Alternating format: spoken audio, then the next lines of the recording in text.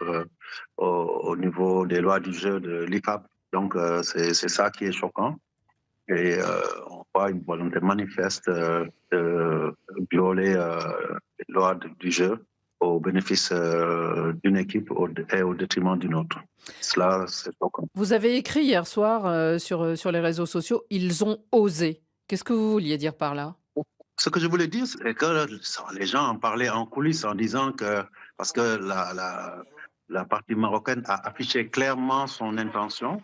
Sur le plan du droit, il était difficile pour un sachant de croire en cette possibilité pour une commission disciplinaire de revenir sur le résultat de ce match-là qui s'est déroulé normalement, même s'il y a eu des incidents. Mais le propre d'un match de football, c'est qu'il peut y avoir des incidents et tout ça, c'est réglementé.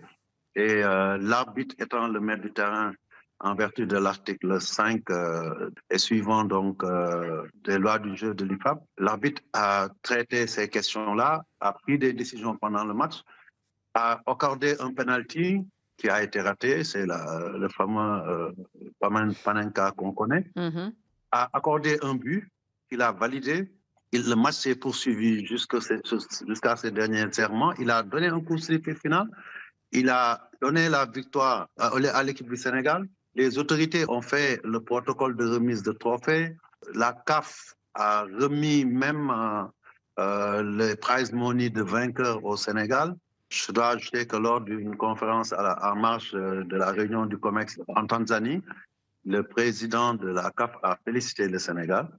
Et hier, subitement, sans que même les membres du COMEX aient été au courant de la tenue de cette audience-là, on a cette décision extraordinaire qui ne sort de nulle part et qui remet non seulement en cause un résultat d'un tournoi qui est terminé depuis 2 mois, mais aussi qui remet en cause des principes qui sont presque intangibles dans le football à partir du moment où on sait que c'est l'IFAB qui définit les règles Oui. en matière de jeu, mais aussi il y a toute une jurisprudence du TAS qui est un peu le juge suprême en matière sportive dans le monde, qui montre que les décisions de l'arbitre sont définitives et personne, je dis personne, ne peut y revenir, sauf dans des conditions exceptionnelles et celles-ci n'en font pas partie. Et donc, c'est pour ça que je dis qu'aujourd'hui, on est face à un précédent dangereux,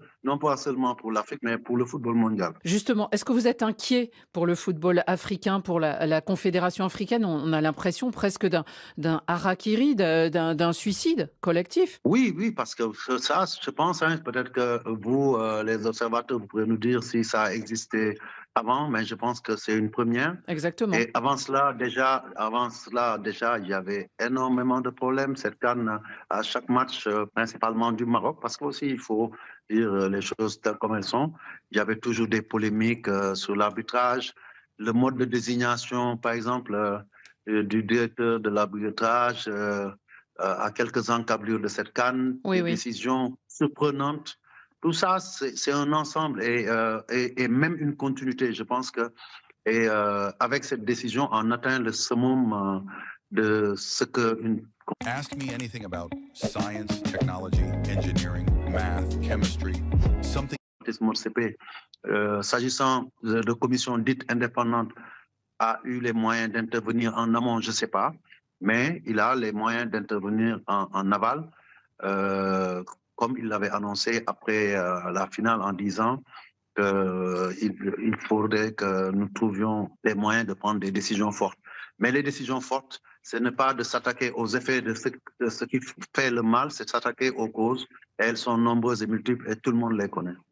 Maître Augustin Senghor, parce que vous aurez noté, il est Ah juriste et oui, donc il est très précis sur certaines avocat, choses. attention. vous allez Oui. me donner son numéro, hein. Si j'ai un problème, je l'appelle Annie. Philippe Doucet, quand il dit l'arbitre est souverain et personne ne peut revenir sur ses décisions, et c'est vrai que c'est un des articles cités dans cette L'article histoire, 5. exactement, de l'IFAB. Est-ce que c'est vrai selon vous? Est-ce que ça s'applique là? Parce que le match n'a jamais été arrêté et le match c'est poursuivi avec le retard Il qu'on était un sait. peu arrêté, quand même. Oui, arrêté, Mais mais, pas officiellement. mais pas officiellement. Ah non, C'est pas toute du tout. la nuance. Il n'a jamais sifflé les 3 coups.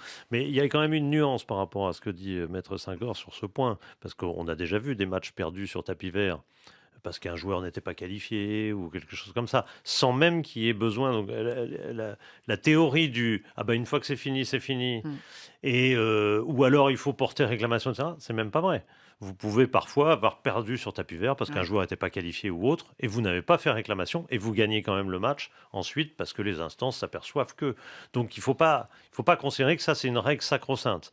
Par contre, l'autre règle qui est, je considérais un peu comme sacro-sainte par certains en disant bah oui, mais ils sont sortis du terrain, donc la sanction est immédiate, elle n'est pas non plus si immédiate que ça, puisque l'arbitre ne l'a pas appliqué, la règle. C'est vrai qu'il n'a pas appliqué la règle. C'est une réalité. Les Sénégalais, évidemment, n'auraient jamais dû sortir du terrain. Mais quand on dit les Sénégalais, déjà, c'est pas tous les Sénégalais qui sont sortis. Bah si, parce qu'à partir du moment où mais à partir de combien de Sénégalais? Il restait 5-6 joueurs. Oui, mais à partir... 5-6 joueurs, tu peux pas jouer. Hein. Ouais, mais l'arbitre, il a pas estimé que c'était suffisant. Non, et puis on a tous vu aussi... Il a surtout essayé de gagner du temps. On a tous vu cet arbitre tout seul abandonné, même par les dirigeants de la CAF. Alors le pire, c'est que l'arbitre est souverain, oui, mais il peut quand même être aidé par un délégué. Il peut être aidé par des dirigeants. Est-ce que vous avez vu des dirigeants de la CAF quelque part? Nulle part. Il n'y en a pas un qui est descendu.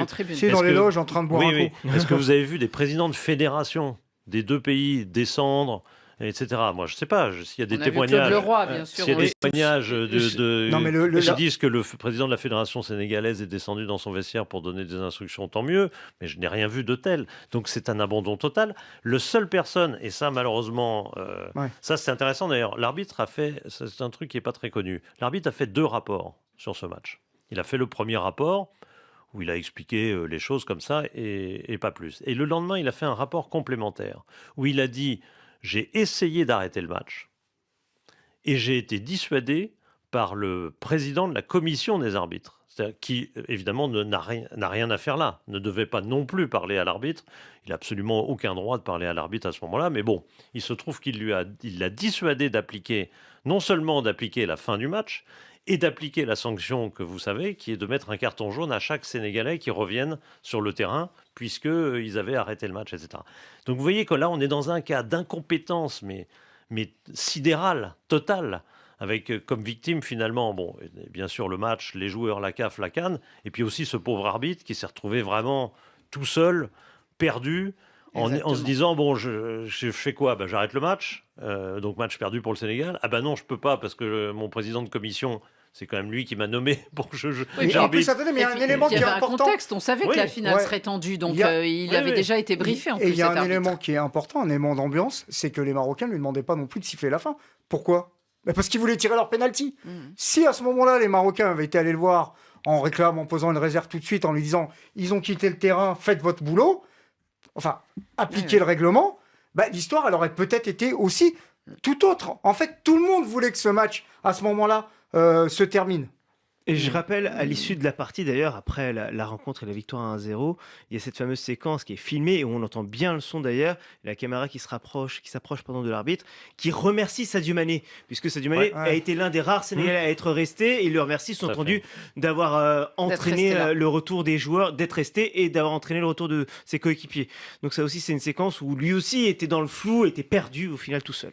Alors du côté du Maroc, bien sûr, le communiqué de la CAF a aussi produit son effet.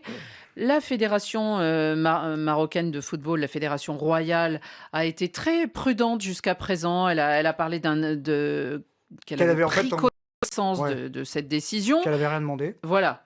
En gros, elle dit ça.